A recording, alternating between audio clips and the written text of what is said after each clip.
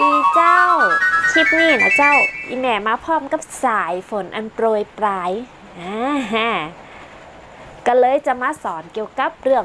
ฝนสายฝนน้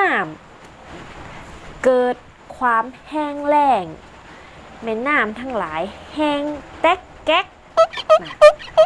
แห้งคอดไปเลยเนาะน้ำยมบ้านอีแม่ก็แห้งจนหันดินหันซ้าย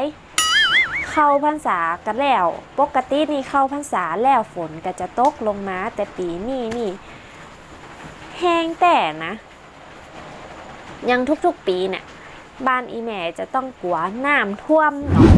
น้ำท่วมบ้านเพราะบ้านอีแม่ใกล้น้ำยมแต่ปีนี้นะเจ้าบ่ต้องกลัวเลยน้ำมันอยู่ลุ่มจนแบบแทบจะบ่เหลือน้ำเลยอ่ะเจ้าน้ำยมเป็นแม่น้ำสายใหญ่เลยปิงวังยมน่านนะบ้านอีแม่จะเป็นน้ำยมมาเริ่มกันเลยดีกว่าเนาะเริ่มจากฝนตกก็คือฝนตกฟ้าห้องก็คือฟ้าร้องฟ้าพามาละ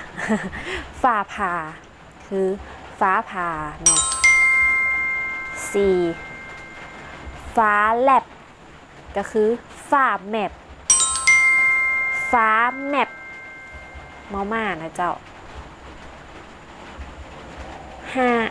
5เวลาฝนตกหนักๆบางครั้งก็จะมีลูกเห็บคนเมืองห้องมาเห็บพอมีมาเห็บก็จะมีเห็ดทอบนะเห็ดทอบอีแม่ก็ไม่เข้าใจเหมือนกันว่าทำไมมีมาเห็บแล้วมันต้องมีเห็ดทอบเนาะ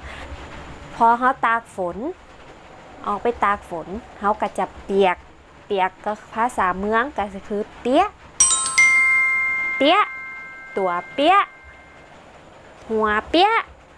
ตากฝนมา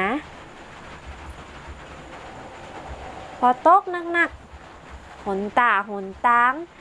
ขี้ดินหนอกก็จะเป็นขี้เปอะก็คือขี้โคลนกำนี่นะเจ้าอีแม่คิดว่ามาจากการที่ว่ามันเปื้อนเนาะก็เลยห้องขี้เปอะขี้ดินผสมน้ำก็จะห้องขี้เปอะเป็นขี้เปอะออกมาแล้วเนาะประมาณนี้นะเจ้าทบทวนนะเจ้าว่ามีกรรมอะไรอย่างไรใจเนาะฝนตกฟ้าห้องฟ้าพาฟ้าแมบมาเฮ็บขี้เปอะเปี๊ยะ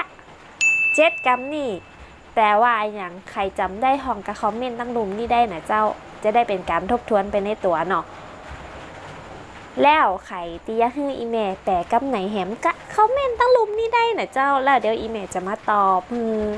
อย่าลืมกดไลค์กดแชร์กดติดตามแล้วก็กดกระดิ่งติ๊งให้อีเมลเต้เนาะจะได้บ่พลาดคลิปใหม่ๆคลิปนี้ไปละเจ้าบ๊ายบาย